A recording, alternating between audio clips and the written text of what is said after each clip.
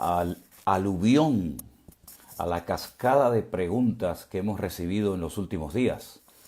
Creo que nunca habíamos recibido tantas preguntas por parte de muchos de ustedes como en los últimos días. Dudo mucho de que podré dar respuesta a 6 folios llenos de preguntas. Así que bueno, estaremos orando en breves instantes para que el Señor nos dé sabiduría para poder dar respuesta a algunas preguntas en este programa, y si no, tendremos que esperar al siguiente. Damos gracias al Señor por este precioso fin de semana que hemos tenido, donde seguimos celebrando 2 cultos debido al tema de la pandemia, debido a las restricciones en cuanto al aforo. Estamos celebrando 2 cultos por la mañana en nuestra iglesia del Puerto de la Cruz, que está pastoreada por el pastor Marcos. Y también estamos celebrando 2 cultos por la tarde en nuestra iglesia en Santa Cruz, para permitirle al mayor número posible de hermanos que puedan asistir. Además, ayer, como muchos de ustedes saben, tuvimos la celebración de lo que llamamos la Santa Cena, recordando con el pan y el vino la muerte, la resurrección y la venida de nuestro Señor Jesucristo. Y estoy segurísimo que muchos de ustedes, sobre todo de hermanos que forman parte de nuestra iglesia virtual, también estuvieron participando en el culto de las 6:30 de la tarde. Así es que gloria al Señor, que a pesar de la distancia, a pesar de las muchísimas limitaciones que todavía seguimos teniendo, podemos congregarnos, podemos vernos, podemos difundir la palabra de Dios a través de nuestros canales, tanto de Facebook como de YouTube. Recordarles una vez más, y en esto por favor pido vuestra ayuda y vuestra colaboración, el Centro Evangélico Vida Nueva solamente tiene dos canales. Se llama Centro Evangélico Vida Nueva en YouTube y Centro Evangélico Vida Nueva en nuestro canal de Facebook, este que están viendo. No tenemos más canales. Por ahí surgen de vez en cuando personas que, utilizando mi nombre, utilizando el logotipo de nuestra congregación, de nuestra iglesia, de nuestro ministerio, el nombre de nuestro ministerio, abren otros canales, abren otras páginas, poniendo de vez en cuando alguna predicación de las que damos, y a continuación se dedican a pedir dinero. En el momento en el que usted vea una página a mi nombre o una página con el nombre de Centro Evangélico Vida Nueva, donde le pidan dinero, automáticamente denúncielo, porque nosotros no pedimos dinero a nadie a través de las redes sociales. Por lo tanto, si alguien descubre, si alguien detecta que hay por ahí alguien, ¿verdad?, pidiendo dinero para un orfanato en Nigeria, o pidiendo dinero, sabe Dios para qué, tenga la completa seguridad de que no somos nosotros. Repito, solamente tenemos 2 canales. Uno, este que ustedes están viendo ahora mismo en directo, a las 18:03 de la tarde en las Islas Canarias. Compruebe la hora en su país. Centro Evangélico Vida Nueva en Facebook y Centro Evangélico Vida Nueva en el canal de YouTube. Nada más que esos 2 canales. Todo lo que se salga de ahí no tiene absolutamente nada que ver con nosotros. Si usted recibe un correo, una llamada, un mensaje del Centro Evangélico Vida Nueva o de este que les habla pidiéndole dinero, automáticamente descártelo, porque no somos nosotros. No solamente el Señor nos ha bendecido con su palabra, con su presencia, como siempre lo hace en los cultos, sino que además hemos tenido la gran bendición de poder conocer personalmente a hermanos que nos siguen en algunos casos por meses y otros por año. Los hemos conocido personalmente este fin de semana. 2 hermanas de la isla de La Palma, una isla que queda muy cerca de donde vivimos nosotros, forma parte de la provincia de Santa Cruz de Tenerife. Recuerden que las Islas Canarias son un pequeño archipiélago de 7 islas, y una de ellas se llama la isla de La Palma, lo que llaman, la que se conoce como la Isla Bonita, una isla verde, ¿verdad?, de norte a sur. Pues hemos recibido la visita de nuestra hermana Baudulia y también de otra hermana llamada Lisette, que han venido para visitarnos. Estuvieron el domingo por la tarde con nosotros. Fue una bendición muy grande el poder conocerlas. Vinieron con regalos y vinieron con fruta y vinieron con muchos detalles. De verdad que les agradecemos profundamente. Y la hermana Baudulia me trajo este regalito que a mí me hizo mucha ilusión. Es una taza con el logotipo de Centro Evangélico Vida Nueva. Así que muchísimas gracias, hermanas, por haber estado con nosotros. Y también a otros hermanos y a otras personas que nos visitaron y que nos conocimos por primera vez el domingo a la tarde en el culto. A todos ustedes, mis queridos hermanos, que el Señor les bendiga muy, muy, muy ricamente. Me dice nuestro hermano Juan Ramón, que es el que me ayuda. Hermanos, recuerden, hermano Juan Ramón, el que contesta a los cientos y cientos de correos de hermanos de todas partes del mundo que tienen interés en viajar con nosotros, si Dios lo permite, el año que viene a Israel. Pues me comenta que escriban al correo que hemos puesto en muchas ocasiones en la pantalla para que ustedes lo puedan anotar. Escriban a ese correo, no personalmente, no directamente a mí, porque si me escriben a mí, yo les voy a dar ese correo y él les dará toda la información acerca de los viajes a Israel. Que dicho sea de paso, de momento no podemos viajar, ¿sí? Las fronteras están cerradas. Pero estamos orando y les pido a todos ustedes que oren juntamente con nosotros para que el año que viene el Señor nos permita viajar y llevar a muchos de ustedes a ese país donde les voy a enseñar la Biblia y donde van a poder disfrutar durante una semana como mínimo de una experiencia realmente inolvidable. Pero ¿qué les parece, mis queridos hermanos, si oramos y pedimos la bendición del Señor y pasamos ya a dar respuesta a algunas, no a todas, porque son muchísimas, las preguntas que hemos recibido en los últimos días, pero vamos a orar, pedir la bendición del Señor, que Dios bendiga este tiempo y que todo lo que estemos hoy compartiendo y hablando con ustedes sea de bendición. Así que pido por favor, si es posible, que ahí donde estás, te unas juntamente conmigo y oramos al Señor. Padre Celestial, te doy muchísimas, muchísimas gracias, Dios mío, por este privilegio una vez más que nos das de poder estudiar, de poder escudriñar las Sagradas Escrituras. Oramos para que tu Espíritu Santo nos ilumine y nos dé la sabiduría necesaria para poder dar respuesta, Señor, a esas preguntas que hemos recibido. Nos encomendamos a ti, te daremos como siempre toda la honra y toda la gloria y todo el reconocimiento y pedimos sabiduría de lo alto para que con tu palabra en la mano podamos dar respuesta a las preguntas que muchos de tus hijos han hecho en estos días. En el nombre de Jesús. Amén y amén. El correo lo vamos a ir poniendo durante el tiempo que estemos aquí juntos, así que no se preocupen, lo vamos a dar y por eso no estén preocupados. Ahora es el momento de oír, el momento de prestar atención, el momento incluso hasta de tomar nota, porque hay muchísimas preguntas en el día de hoy muy interesantes y la primera de ellas nos la hace una hermana llamada Karina. Si me puede ayudar, porque no entiendo Marcos capítulo 9, versículos 12 y 13. Repito, Marcos capítulo 9, si tienen su Biblia, por favor, vengan conmigo y vamos a leer los versículos 12 y 13. Y dice así: respondiendo él les dijo: Elías a la verdad vendrá primero y restaurará todas las cosas. ¿Y cómo está escrito del Hijo del Hombre que padezca mucho y sea tenido en nada? Pero os digo que Elías ya vino y le hicieron todo lo que quisieron, como está escrito de él. El Antiguo Testamento profetizaba que Elías, ¿verdad? Alguien con un ministerio similar al de Elías, no Elías en sí mismo, el profeta del Antiguo Testamento, del cual hemos hablado muchas veces, sino que alguien muy similar al profeta Elías en cuanto a la unción, en cuanto al ministerio, de restaurar, de hacer volver el corazón del pueblo de Dios al Señor, vendría antes de la venida del Mesías. El Señor Jesucristo dijo: si queréis recibirlo, el Elías que había de venir ya vino. Y hace referencia a Juan el Bautista.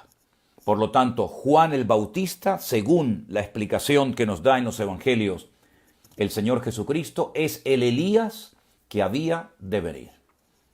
No es una reencarnación, porque no es bíblica la reencarnación de Elías en Juan el Bautista, Son dos personajes diferentes. Elías el profeta es uno, Juan el Bautista es otro.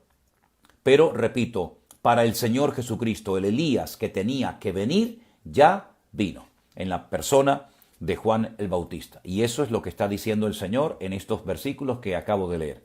Ahora, esta misma hermana dice, ¿qué opina usted? Y ya entramos en opiniones personales y saben que yo insisto mucho en el hecho de que hagan preguntas referente a la Biblia y no tanto sobre lo que yo opino o deje de opinar sobre un tema. Porque como he dicho en muchas ocasiones, aquí no se trata de basar nuestra fe, de tomar decisiones en base a opiniones de pastores. Yo sé que a muchos de ustedes o a algunos de ustedes les interesa mucho saber qué opino yo sobre ciertos y determinados temas. Pero aquí de lo que se trata es de lo que Dios diga en su palabra. Pero bueno, voy a responderle a la pregunta que usted me está haciendo, Karina.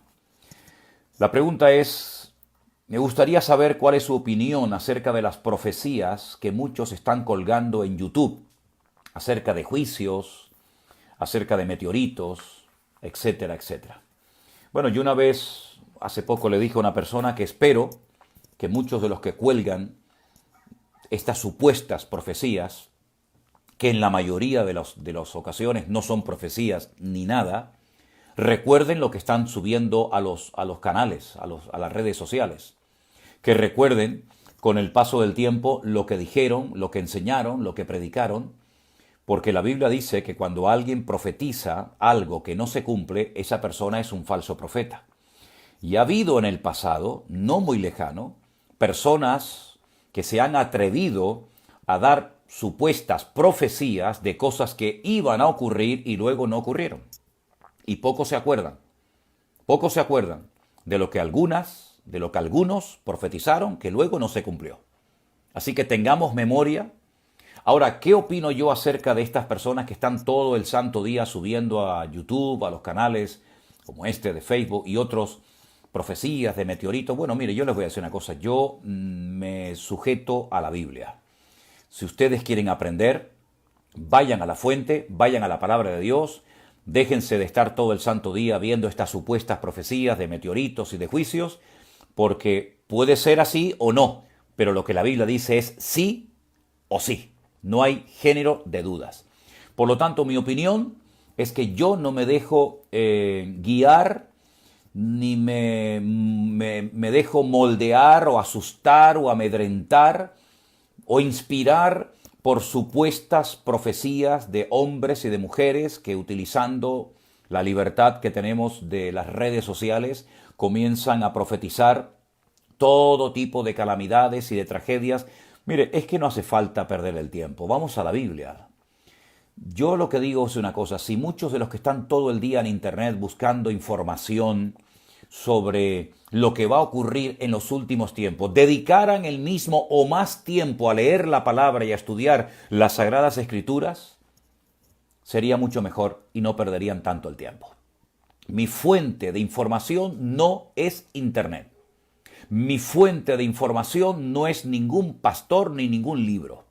Mi fuente de información es la Biblia, la palabra de Dios. Y lo que diga mi Señor en su palabra, eso es lo que yo y todo aquel que se llame cristiano tiene que aceptar y tiene que creer. Todo lo que se salga de ahí, que no coincida 100% con la palabra de Dios, no me interesa. Le he dicho a muchas personas que no me envíen vídeos, que si el pastor fulanito predicó esto, que si en no sé qué iglesia o en no sé qué congreso del mundo dieron una profecía de lo que iba a ocurrir en los Estados Unidos, en Europa. Es que sinceramente yo no tengo tiempo. Créanme, literalmente les digo, no tengo tiempo para estar viendo todas esas cosas. Bastante tengo con atender a la cantidad de personas que diariamente se ponen en contacto con nosotros y con estudiar la palabra de Dios, como para ponerme ahora a estas alturas de mi vida a estar todo el día viendo vídeos, que si este profetizó, que si el otro dijo, que si el otro sintió, que si el otro vio. Créame sinceramente que no tengo tiempo. Mi opinión es que muchísimas cosas que se presentan y que se plantean en las redes sociales como supuestas profecías de Dios o supuestas revelaciones no son nada. Sinceramente, no son realmente nada. Las profecías en las cuales tenemos que creer, las que son 100% verdaderas y genuinas e inspiradas por el Espíritu Santo, están aquí, en la Biblia, aquí, en la palabra de Dios. Estas son las que tenemos que conocer y estas son las que tenemos que dominar y predicar. Las demás, sinceramente, a mí particularmente, no me interesan.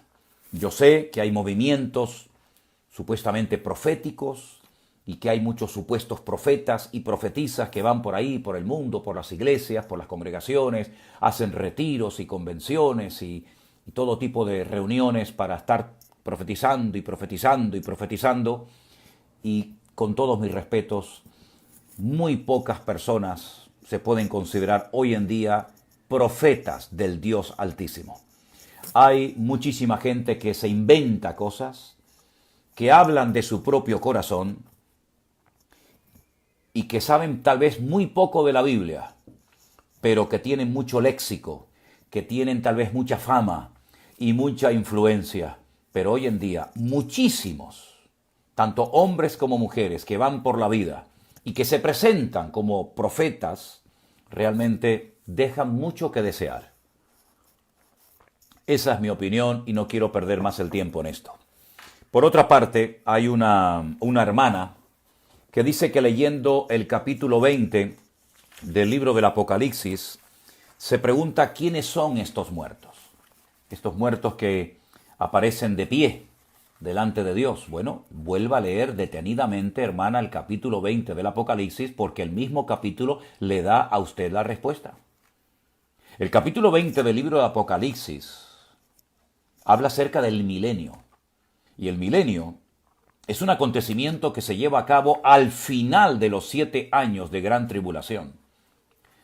Como hemos dicho en muchas ocasiones, y hay lecciones que se grabaron en su día, que están ahí en el canal de YouTube para que ustedes las puedan estudiar y las puedan repasar. Hemos dicho que la gran tribulación es un periodo que dura 7 años. Que están divididos en 3 años y medio, la primera parte donde se llevan a cabo los sellos y las 7 trompetas del Apocalipsis, y una segunda parte de 3 años y medio, o de 1260 días, o de 42 meses, es exactamente lo mismo, o tiempos y la mitad de un tiempo, son diferentes formas de decir lo mismo, donde se llevan a cabo las famosas copas de la ira, las 7 copas de la ira. El milenio es al final de esos 7 años. Y esas personas que se presentan ante el gran trono blanco, si usted vuelve a leer detenidamente el capítulo, el mismo capítulo le va a proporcionar, le va a arrojar a usted la información que me está pidiendo a mí. Deje que la Biblia le hable. Escudriñe las Escrituras, lea y vuelva a leer y vuelva a leer y vuelva a repasar la lectura. Y se va a dar cuenta que los que se presentan ante el gran trono blanco son los muertos, como dice aquí en versículo 12, grandes, pequeños, que están en pie delante de Dios. Los libros son abiertos, son juzgados según sus obras, y el que no se halló inscrito en el libro de la vida fue lanzado al lago de fuego.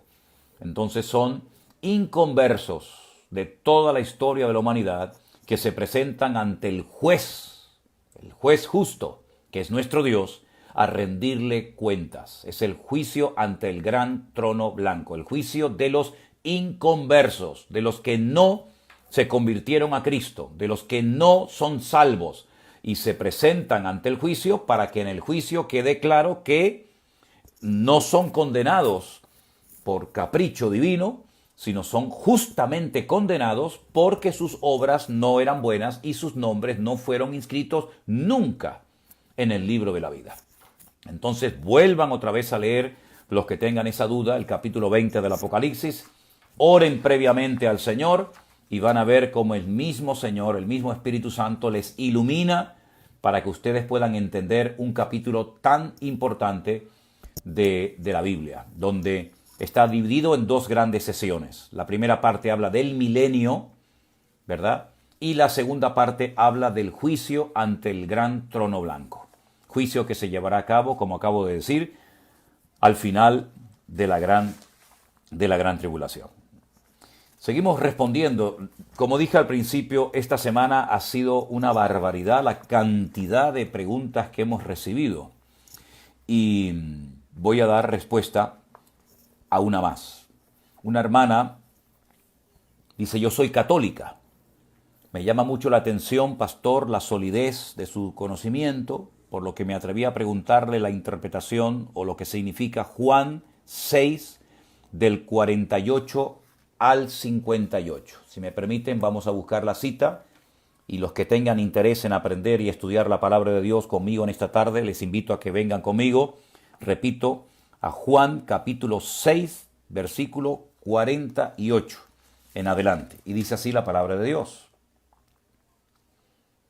yo soy el pan de vida. Es el Señor Jesucristo el que está hablando en primera persona, y dice: vuestros padres comieron el maná en el desierto y murieron. Este es el pan que desciende del cielo, para que el que de él come no muera. Yo soy el pan vivo, que descendió del cielo. Si alguno comiere de este pan, vivirá para siempre, y el pan que yo le daré es mi carne, la cual yo daré por la vida del mundo. Mire, aquí está hablando el Señor Jesucristo en un lenguaje metafórico. No es que Él sea literalmente un pan. No es que Él sea literalmente una puerta. No es que Él sea literalmente una vid. Es una forma de hablar, es una forma de describir, de poner un ejemplo que todo el mundo puede entender para captar una verdad profunda, una verdad que Él quiere que quede bien interiorizada en la mente, en la vida de sus oyentes. Y entonces lo que Él está es haciendo una especie de comparación entre aquel pan, que lo conocemos con el nombre del maná, del Antiguo Testamento, del cual comieron los israelitas en el desierto durante 40 largos años, pero que todos terminaron muriendo. Comieron maná, el pan que caía del cielo, pero murieron. Y ahora viene el Señor Jesucristo y dice: yo soy el verdadero pan que descendió del cielo. El que me come, el que come de mi carne, vivirá eternamente y no morirá. ¿Significa eso que se tenían que comer a mordiscos, a bocados, al Señor? No, es una forma metafórica, es un lenguaje figurado, no es literal. Comer a Cristo, ¿qué significa? Participar de Él, aceptarle, seguirle, obedecerle, invitarle a nuestro corazón. No interpretemos lo que es con lenguaje simbólico o metafórico como algo literal, porque podemos cometer una gravísima equivocación. ¿Comieron o no comieron los israelitas en el desierto durante 40 años el maná? Sí, todos los días, todo lo que quisieran. ¿Murieron los que comieron el maná? Todos. Pero sin embargo, el que tenga una experiencia personal con Cristo no morirá, espiritualmente hablando, porque el que cree en mí tiene vida eterna y no vendrá condenación, mas ha pasado de muerte a vida.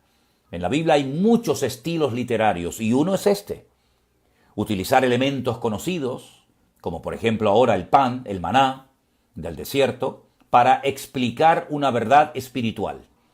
¿Y la verdad espiritual cuál es? ¿Cuál es la moraleja? ¿Cuál es el objetivo de esta enseñanza, de esta comparación que el Señor establece entre el maná y su persona?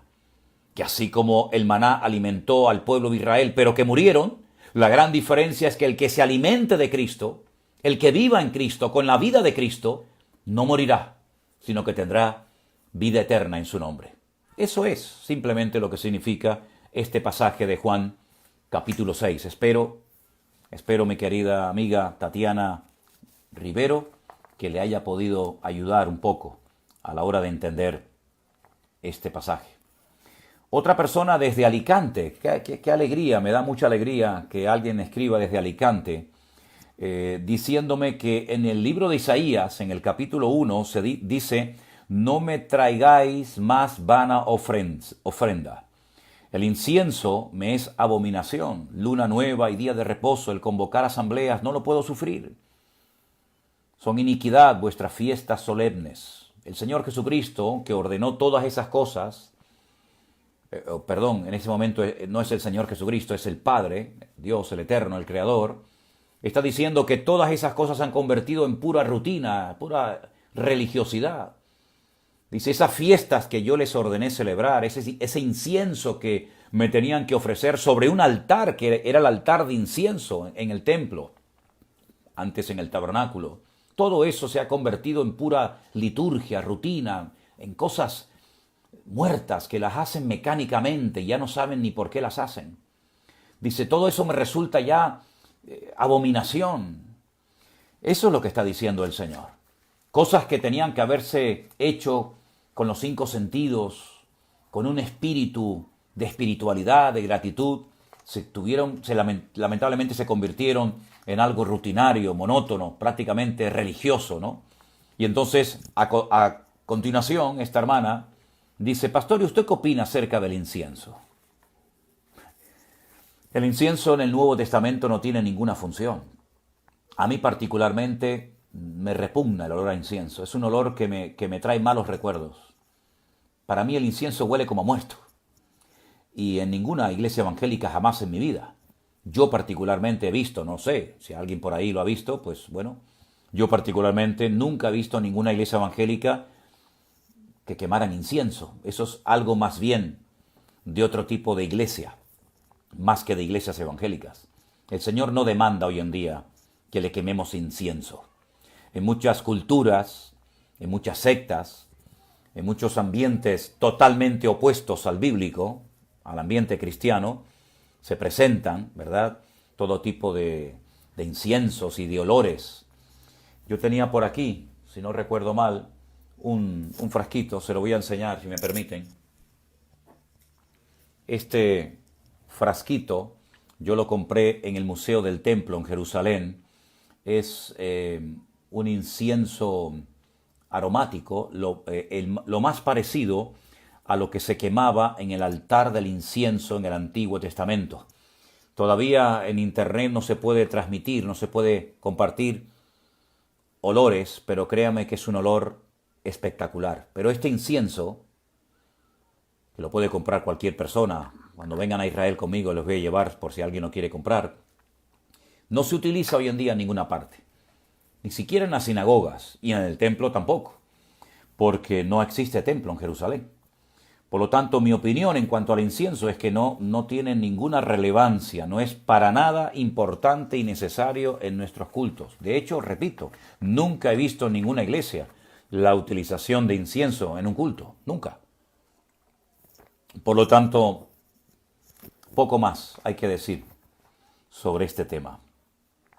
Un hermano hace una pregunta acerca de Ezequiel capítulo 23, el hermano Germán, o una hermana, Santa Germán, disculpe si es hombre o mujer. Capítulo 23 del profeta Ezequiel, del 1 al 10, me pide que se lo explique. Bueno, yo voy a estudiar, voy a profundizar en este pasaje y, si Dios lo permite, en el próximo día le daré una respuesta. Quiero leer detenidamente este capítulo para darle una explicación lo mejor posible acerca de lo que significa, ¿verdad? En principio, si no recuerdo mal, ahí se está hablando de Samaria y se está hablando de Jerusalén. Pero quiero estudiarlo bien para no dar una respuesta a la ligera, así que tenga un poquito de paciencia, si no le importa. Por otra parte, otra persona, un hermano, pregunta, leyendo 1 Corintios capítulo 12, del 4 al 10, se habla acerca de los dones del Espíritu Santo. Sí, efectivamente, hay dos listas en el Nuevo Testamento donde aparecen los dones del Espíritu Santo. Romanos capítulo 12 y 1 Corintios capítulo 12. ¿Usted quiere saber cuáles son los dones del Espíritu Santo? Romanos 12, 1 Corintios capítulo 12. Y ahí están los dones del Espíritu Santo. No hay más. Esos son. Si hubieran más, se hubieran mencionado. Si hubieran más, se hubieran incluido en la lista. Entonces la pregunta de este hermano es, ¿Cómo puedo saber el don que Dios me ha dado? Bueno, yo no sé en qué iglesia se congrega usted. Yo no sé si incluso en su iglesia a lo mejor aceptan el tema de los dones del Espíritu Santo. Hay algunas congregaciones que son reacias a este tema y dicen literalmente que no creen que los dones del Espíritu Santo hoy en día estén en la iglesia en pleno vigor. Por eso no sé cuál es su congregación, no sé cuál es la postura doctrinal de su iglesia. ¿Cómo puede saber usted el don que Dios le ha dado? Sobre todo me pregunta, ¿cómo puedo saber si yo tengo el don de sanidad? Bueno, esto por el uso, dice la Biblia, ¿no? En el libro de Hebreo dice que por el uso podemos llegar a ejercitar los dones. Por lo tanto, sería muy bueno que usted hablara con su pastor, que le pidiera tener una cita, una conversación, y que usted le preguntara a él, pastor, ¿usted qué don cree que yo tengo? Aunque es la persona, es el creyente a nivel individual el que debe de descubrir cuál es el don que tiene. Hay que orar al Señor. Hay que perder el miedo a moverse en el mundo del Espíritu Santo. Por supuesto, decentemente y con orden, cuidado, ¿eh? Pero, sin lugar a dudas, todos los creyentes tienen un don como mínimo. Todos, sin excepción. Lamentablemente no todos los creyentes, perdón, no todos los creyentes están al día en cuanto a cuál es el don que tienen. Generalmente muchos creyentes se preocupan mucho por el tema de los dones de sanidad, por el tema del hablar en lenguas, pero pocos tal vez oran al Señor por el don de servicio, por el don de misericordia, ¿verdad? Pero sin lugar a dudas todo creyente tiene un don. Pídale al Señor que le muestre cuál es su don, porque evidentemente yo no le puedo decir cuál es el don, hermano o hermana, que usted tiene. Pero seguramente esa carga, esa inclinación, ese anhelo, ese deseo que usted tiene hacia algo, ya le está indicando el Señor a través de ese deseo que Él pone en su corazón, cuál es el posible don que a lo mejor el Señor le ha dado. Si usted tiene una carga específica por algo y es repetitiva, es constante y es permanente, puede ser que por ahí el Señor le esté indicando que por ahí vaya el don que el Espíritu de Dios ha puesto en su corazón. Yo creo particularmente, nosotros creemos en nuestro ministerio, en nuestra iglesia, que todos, repito, absolutamente todos los dones del Espíritu Santo están en pleno vigor, no han caducado, ninguno de ellos están en pleno vigor. Hay algunos que dicen, pero es que yo nunca he visto cómo se manifiesta este don o aquel. Bueno, el que usted no haya visto no significa de que no exista o que alguien lo tenga. A lo mejor usted se ha movido en un ambiente en el cual el tema de los dones del Espíritu Santo es simplemente teoría. Si a usted le interesa este tema, sería bueno que preguntara a otras personas que han visto cómo operan, cómo se manifiestan, cómo se ministra según el don que cada uno ha recibido. Sería muy bueno pedir ayuda y pedir orientación a personas que a lo mejor saben un poco más acerca de esto. Pero repito, todos los dones del Espíritu Santo están en pleno vigor. Todos, absolutamente. Lo haya usted experimentado o no. Lo haya usted visto o manifestado en su congregación, en su ministerio o no. Todo está en pleno vigor hasta que el Señor venga y nos lleve a su presencia. Porque los dones, evidentemente, en el cielo, en la eternidad, no van a hacer falta absolutamente para nada. Son las herramientas, si me permiten la palabra, son las herramientas que Dios le ha dado a la iglesia hoy por hoy para que sepa cómo moverse en el mundo espiritual y para que sepa cómo actuar en cada momento que se presente algún tipo de necesidad. El don de discernimiento de espíritus es un don fundamental hoy en día. El don de sabiduría, la palabra de ciencia, todos están en pleno vigor. Es un mundo muy interesante y creo que se debería estudiar mucho más, ¿verdad?, en profundidad. Bueno, seguimos adelante. Otro hermano pregunta, he oído que el Espíritu Santo se va cuando seamos levantados en una nube. Y yo digo que el Espíritu Santo es dado para siempre. Yo le pregunto, ¿hay algún texto que diga eso? ¿Que diga qué? ¿Que diga que se va o que se queda? Yo no creo que el Espíritu Santo se va del mundo cuando la iglesia sea arrebatada. Es que la Biblia no dice eso. Yo sé que hay algunas personas que le han enseñado que cuando la iglesia sea arrebatada, el Espíritu Santo se va del mundo. Eso no es bíblico. Eso no es bíblico. También me lo enseñaron a mí. En la denominación en la que yo me convertí y estuve algunos años, y en el seminario en el que estudié, se enseñaba eso, que el Espíritu Santo se va con la iglesia. Y cuando no estaba la iglesia en el mundo, ¿no estaba el Espíritu Santo?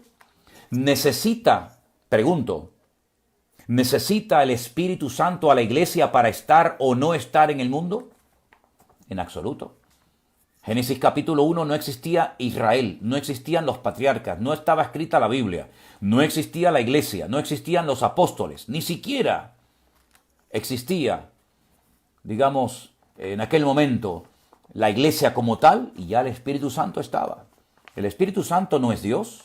Pregunto. Si el Espíritu Santo no es Dios, o es Dios, ¿cómo se va a ir Dios? ¿Cómo se va a ir el Espíritu Santo cuando la iglesia sea arrebatada? ¿Quién dijo eso? ¿Quién dijo eso? Y si alguien lo ha dicho, que lo demuestre con la Biblia. Yo siempre digo lo mismo. Si yo estoy equivocado y alguien me demuestra con la Biblia, no con el libro del autor fulanito de tal, o con un libro que escribió un misionero o un pastor en el... No, con la Biblia. Usted me busca a mí, usted me encuentra un versículo que diga literalmente que el Espíritu Santo se va con la iglesia cuando es arrebatada, y no me va a quedar más remedio que reconocer públicamente que estaba equivocado. Pero es que no hay. No hay.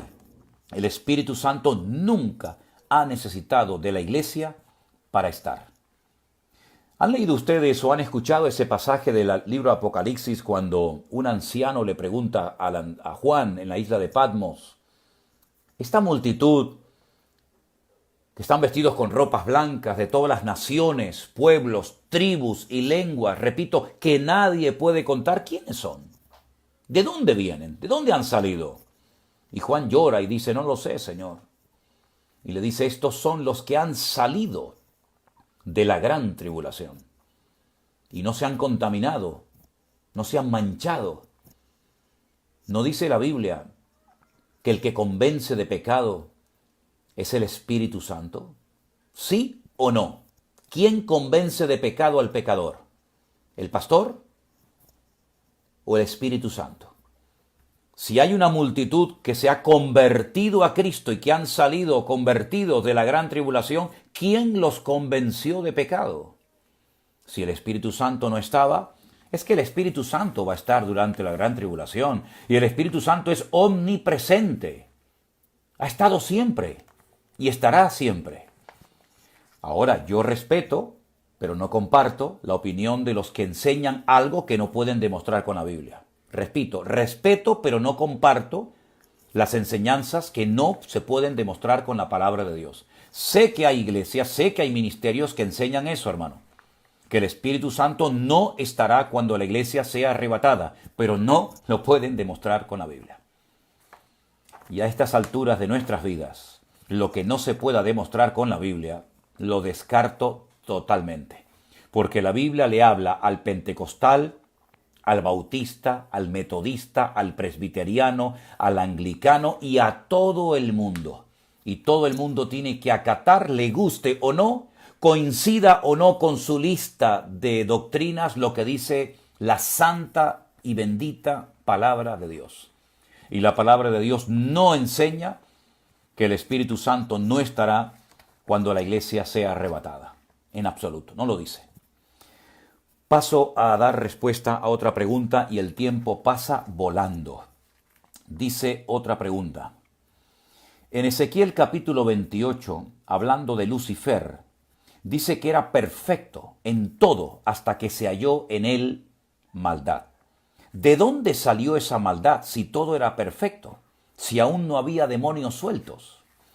Lo perfecto no implica o no impide la posibilidad de rebelión contra el Creador.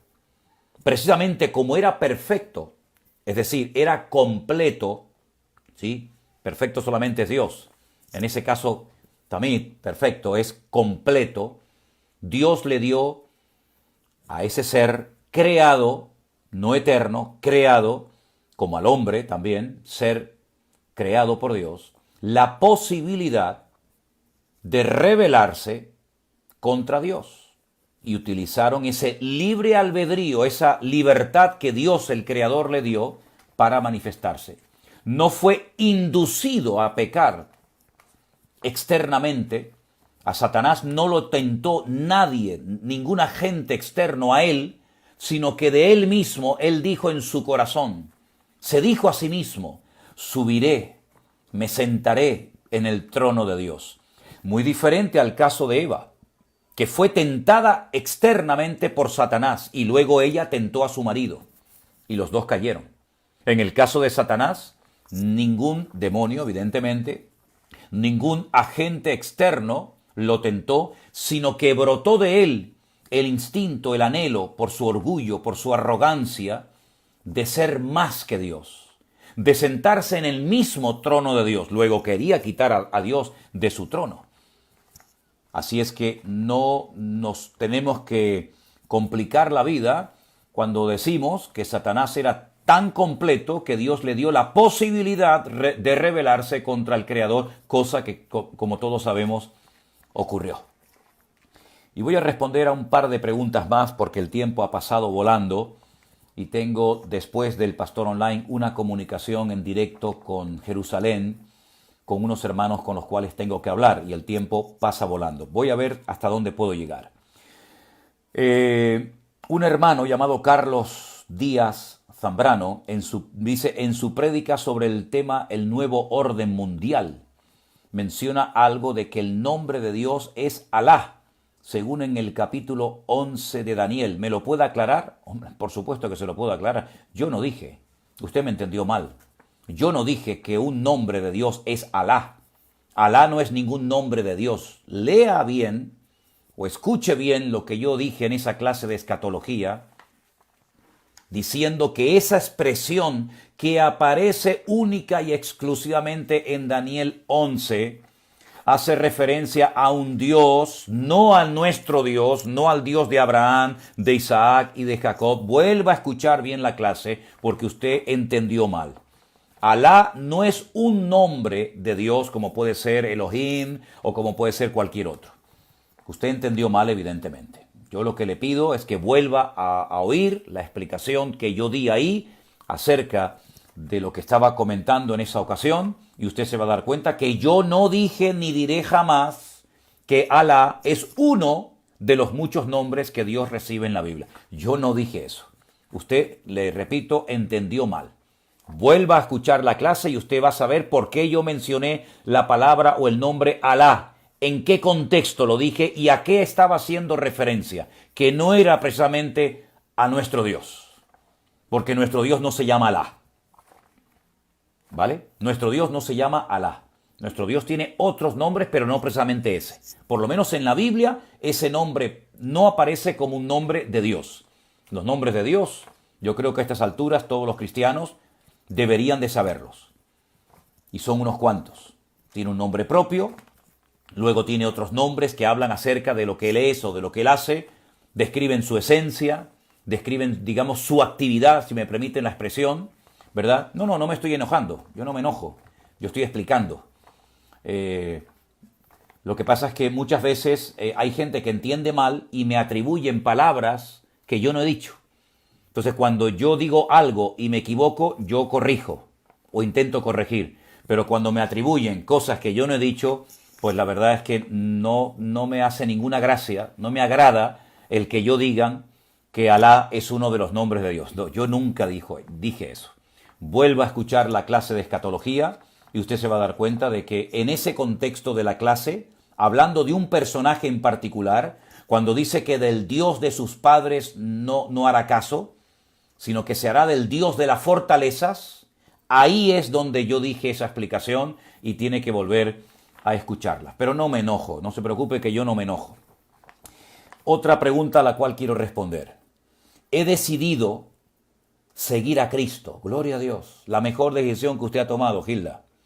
Y necesito que me diga qué paso seguir para convertirme en una buena cristiana. Primero, leer la Biblia, todos los días. Segundo, orar cada día. Tercero, buscar una iglesia de sana doctrina, donde un pastor le pueda a usted ayudar, donde usted pueda bautizarse, donde usted pueda ser tratada, donde usted pueda ser pastoreada adecuadamente según sus necesidades. Esos son los consejos que yo le puedo dar si usted quiere ser una buena cristiana, ¿sí? Leer mucho la palabra, estudiarla, orar cada día, congregarse en una buena iglesia de sana doctrina, con un buen pastor que predique la Biblia y no opiniones personales ni historias raras, ¿sí? Sobre todas las cosas, dejarse tratar, dejarse ayudar, dejarse pastorear, que es muy importante porque hay mucha gente que no se deja ayudar y es muy difícil o prácticamente imposible ayudar a una persona que no se deja pastorear, que no se deja aconsejar. Sea una persona sumisa a Dios, pídale al Señor cada día que le ilumine, que le muestre aquellas cosas en las cuales tiene que cambiar. En fin, es un proceso largo. La vida cristiana no es una carrera de velocidad, es una carrera como un maratón, ¿me explico? Entonces es muy importante que nos armemos de paciencia, que corramos con paciencia la carrera que tenemos por delante, que cada día le pida al Señor ayuda y su bendición para que usted pueda crecer, para que usted pueda madurar y convertirse con el paso del tiempo en una buena cristiana. Fíjense los consejos que yo le estoy dando. Hay personas que mientras yo, el pastor, está hablando, se dedican a decir cosas que yo no he dicho. Eso es muy importante, que los que están escuchando y viendo y leyendo, a los que no paran de escribir mientras el pastor está hablando, fíjense muy bien en lo que algunos dicen y en lo que yo digo. Yo he hablado de que tiene que leer la Biblia cada día y estudiarla con detenimiento. Orar cada día. Buscar una buena iglesia donde se pueda congregar. Y de paso, algunos aprovechan la ocasión para decir cosas y dar consejos que el pastor no está dando, lo cual es una falta de respeto. Y lo digo a modo de enseñanza para que los que siguen fielmente este tiempo se den cuenta que hay personas que dicen cosas que el pastor no enseña. Entonces, es muy importante que prestemos atención a lo que se explica, que prestemos atención a lo que el pastor enseña, en este caso, este que les habla, y que comparemos si lo que yo digo es bíblico y lo que otros dicen mientras el pastor enseña es bíblico. Porque hay personas que añaden cosas que no son prioritarias para ser un buen cristiano, pero las dejan caer para que si alguien las lee, crean que aparte de lo que el pastor está enseñando, hay otras cosas que alguien dice como que el pastor se equivocó o como que el pastor se olvidó. No, yo no me he equivocado ni me he olvidado de lo que tengo que decirle a una persona recién convertida que está pidiendo un consejo pastoral, no de ninguno de ustedes, un consejo pastoral acerca de qué tengo que hacer, pastor, para convertirme en una buena cristiana. A mí realmente me sorprende muchísimo y lo estuve comprobando el día que el pastor Anderson predicó en la iglesia nuestra en Santa Cruz, el día jueves. Yo estuve con mi teléfono, con el iPhone, con el teléfono que tengo en la mano, escuchando y viendo la predicación del pastor Anderson. Me resultó realmente increíble que durante la predicación había muchísima gente que no paraba de escribir. Imagínense que esas personas estuvieran presentes en el culto, estarían todo el rato hablando, estarían todo el rato levantando la mano, sino que están escuchando atentamente lo que se predica desde el púlpito, ¿verdad?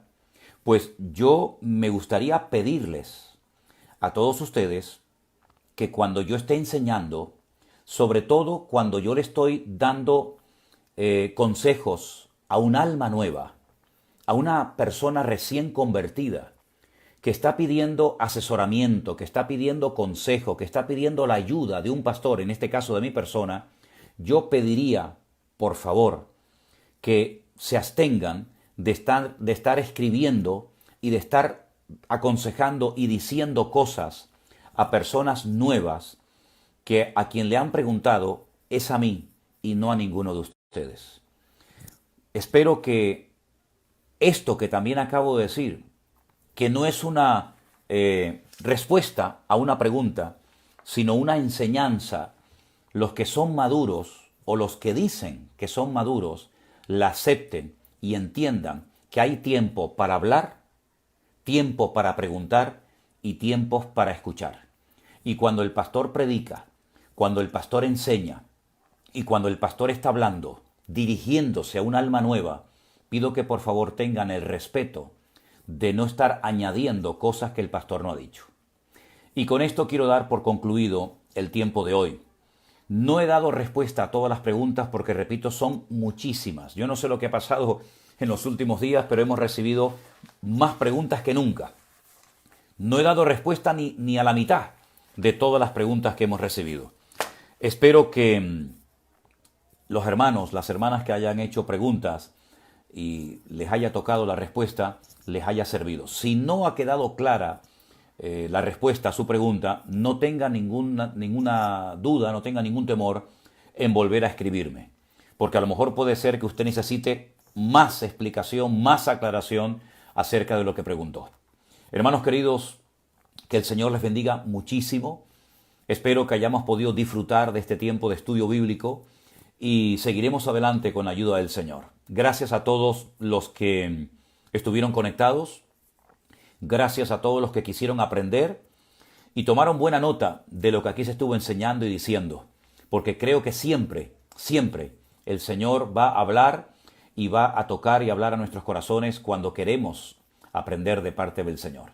Que el Señor les bendiga muy ricamente.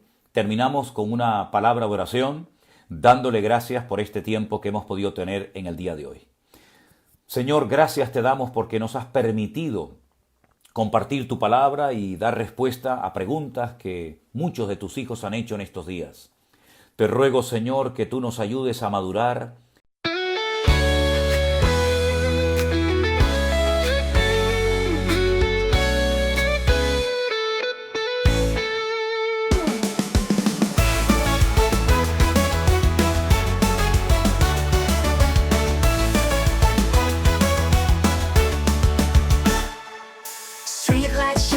Michigan's tide, neon dreams paint the city side by side. Got my boombox bumping, hairspray in the air. Tonight's the night, baby, anything can happen, I swear.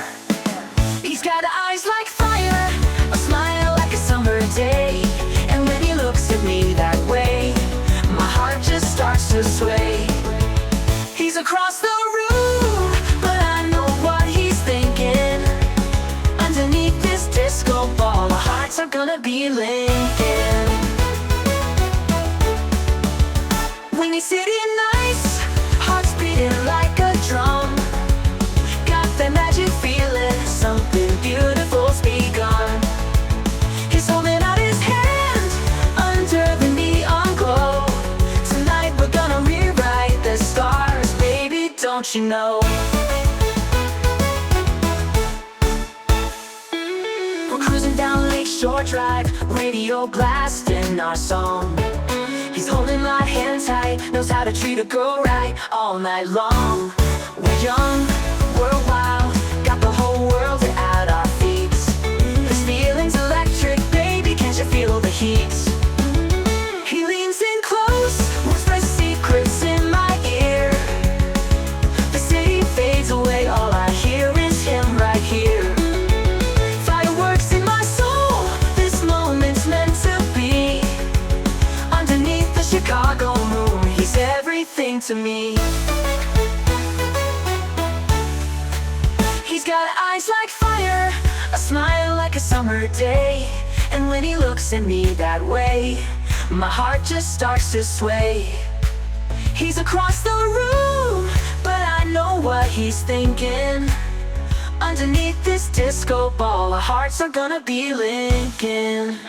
Windy City nights, hearts beating like a drum. Got that magic feeling, something beautiful's begun. He's holding out his hand under the neon glow. Tonight we're gonna rewrite the stars, baby, don't you know?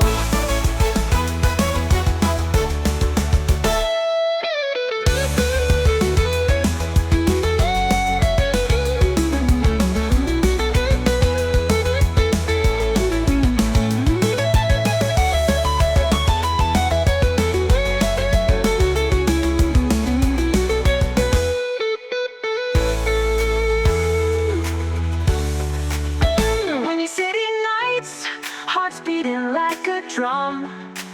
Got the magic feeling, something beautiful's begun. He's holding out his hand under the neon glow. Tonight we're gonna rewrite the stars, baby, don't you know?